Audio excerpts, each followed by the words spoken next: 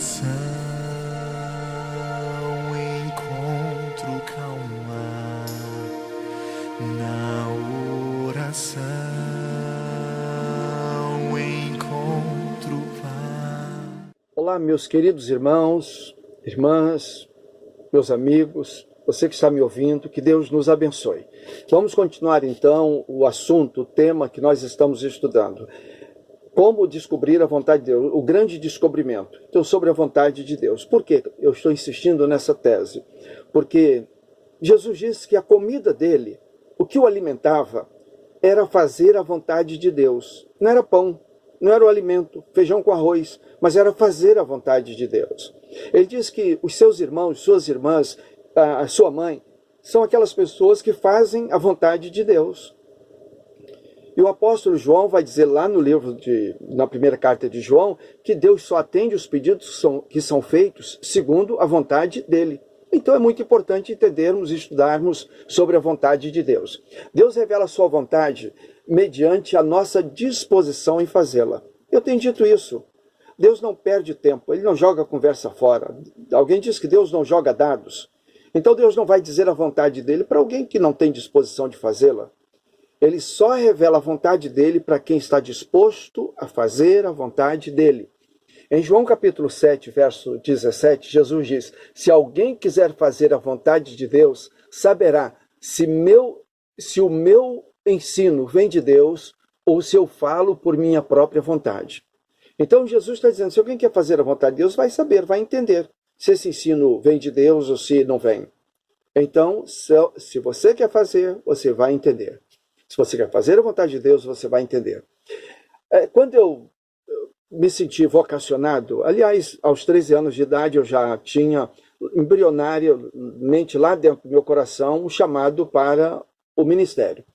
Mas quando chegou a hora realmente de eu procurar o seminário, fazer matrícula, a coisa começou a se complicar. Eu comecei a achar que aquilo não era para mim, e que não era bem assim. Então eu comecei a dizer que não. E eu comecei a discutir com Deus, comecei a conversar com Deus. Mas eu comecei a entender que essa era a vontade de Deus. E quando eu entendi que era a vontade de Deus, as coisas mudaram para mim. Por exemplo, há um hino no Cantor Cristão, o hino 298, nem sempre será para o lugar que eu quiser que o mestre me tem de mandar.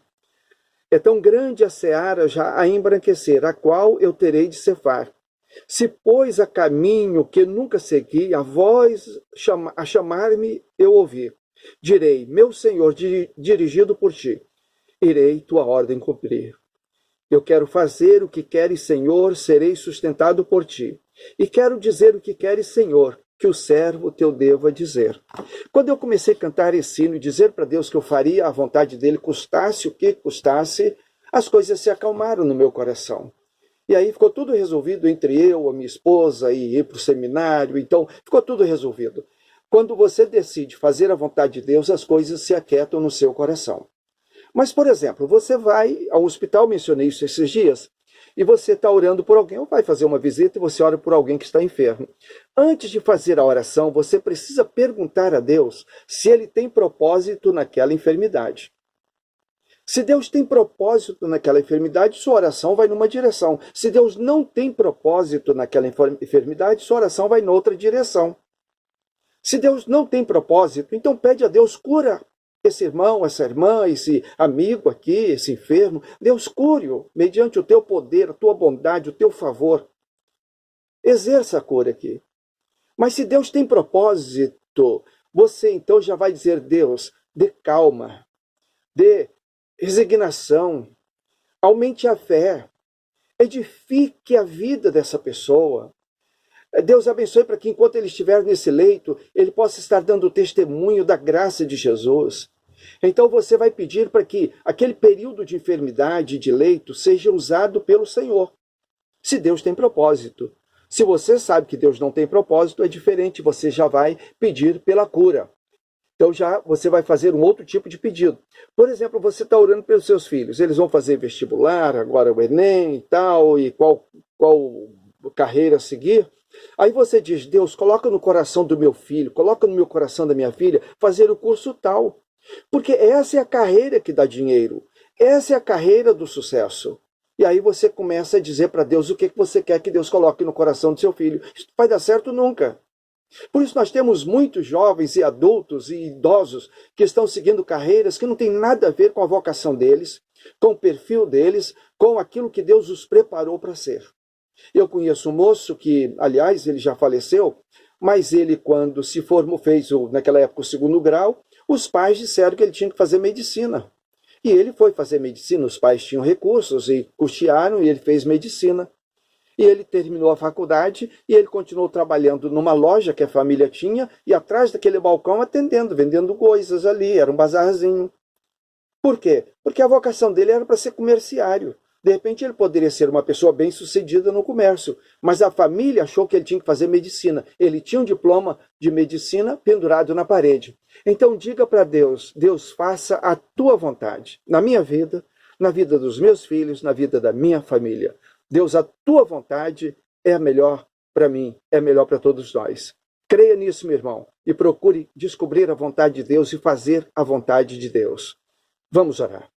Pai querido, louvado seja o teu nome, engrandecido seja o teu nome, por esse privilégio de podermos estar compartilhando a tua palavra. E eu peço que o Senhor nos abençoe para que juntos, todos nós possamos entender a tua vontade para a nossa vida, Pai.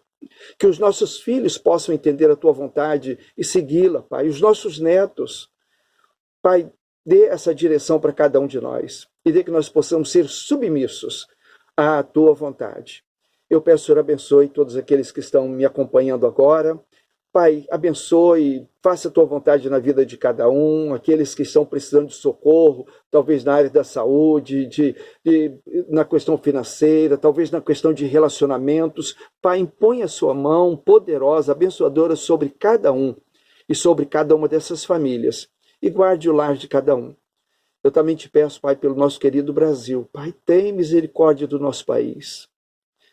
Pai, vem estabelecer a paz lá em Brasília, Pai. Dê que o nosso país possa viver em paz. Dê que o nosso país possa entrar nos trilhos, Pai, da bem-aventurança, Pai. O povo precisa. Pai, esse povo brasileiro precisa ter dias melhores. Também te peço quanto a esse coronavírus, Pai. Pai, nos liberte desse vírus, nos dê a vitória e proteja as nossas famílias, Pai. Guarde nossas famílias. Não permita que eles sejam testados positivos, Pai, mas que todos nós possamos sair livres depois dessa pandemia, para a glória do teu nome. Eu oro em nome de Jesus. Amém e amém. Meu irmão, minha irmã, Deus te abençoe. E agora eu quero te pedir, tenha um momento de oração aí com a sua família. Talvez, se você está com família, se você está sozinho, não sei qual é a sua situação agora, mas tenha um momento de oração. Ore pela sua família, primeiro pela sua família. Depois ore pela igreja. Se você quiser, ore por mim, ore pelos diáconos da igreja, ore pelos idosos da igreja, pelas crianças da igreja, pelos juniores da igreja, pela juventude da igreja, pelos adultos. Ore. E ore também por aquelas 5 pessoas que você anotou no cartão. Ore nome por nome. Coloque aqueles nomes no altar do Senhor. Que Deus te abençoe. Deus te abençoe. É a minha oração. Orar a Deus.